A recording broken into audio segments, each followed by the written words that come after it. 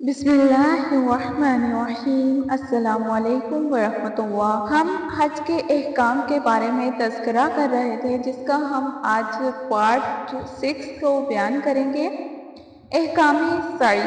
सफ़ा से सई के इब्तिदा करना, सफ़ा पहाड़ी पर चढ़कर किबला रुख खड़े होकर दुआएं मांगना, मर्दों का सबज सतूनों के दरमियान तेज तेज चलना, मरवा पहाड़ी पर चढ़कर किबला रुख खड़े होकर दुआएं मांगना, सफ़ा से शुरू होकर मरवा पर 7 चक्कर लगाना, मवाहाते सई, बिला वुजू सई करना, दुराने सई गुफ्तगू करना, बवक्ते ज़रूरत सई का सिलसिला मुनक़ते करना, सवारी पर सई करना। अय्यामे हज 8, 9, 10, 11, 12, 13 ज़िलहज्जा।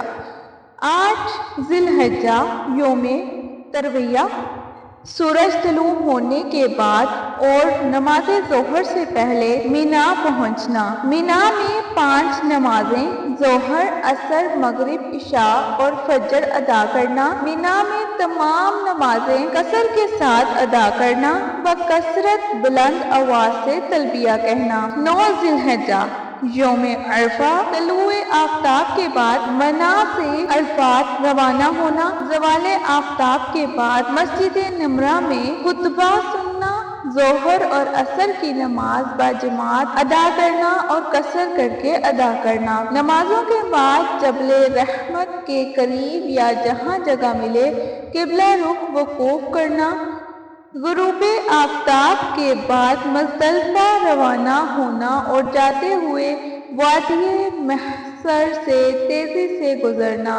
दुराने सफ़र बुलंद आवाज से तलबिया पढ़ना। 9 ज़िलहज्जा मुज़दलिफ़ा की रात, नमाज मगरिब और इशा मुज़दलिफ़ा में बाजमात जमा और कसर करके अदा करना, रात सोकर गुजारना।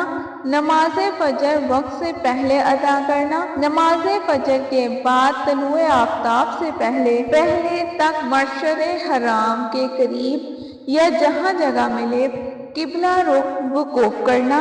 तुलुए आफ्ताब से थोड़ा पहले मीना रवाना होना, दुराने सफ़र तलबिया पढ़ना। 10 ज़ुल्हज्जा यौमे नहर, तलुए आफ्ताब के बाद जमराए उक़बा की रमी करना।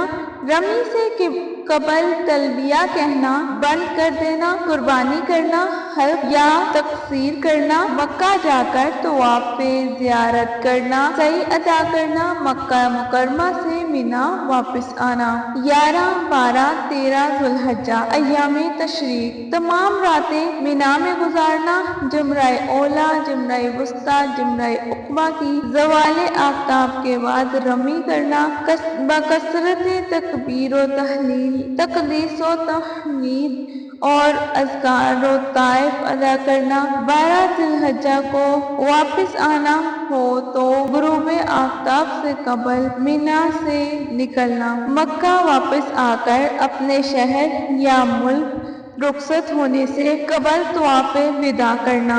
ये था हज का मुकम्मल तरीका, जिसमें हज को किस तरह अदा किया जाता है आज मुकम्मल इस तरह बयान किया गया है। एक एक बात को वाज़ेह हुए बयान किया गया है। आगे हम बयान करेंगे उम्रा का तरीका, उम्रा किस तरह अदा किया जाता है और क्या हिसाब किताब है उम्रे को बयान करके उसकी अहादीस के हिसाब से आपसे तज़किरा किया जाएगा।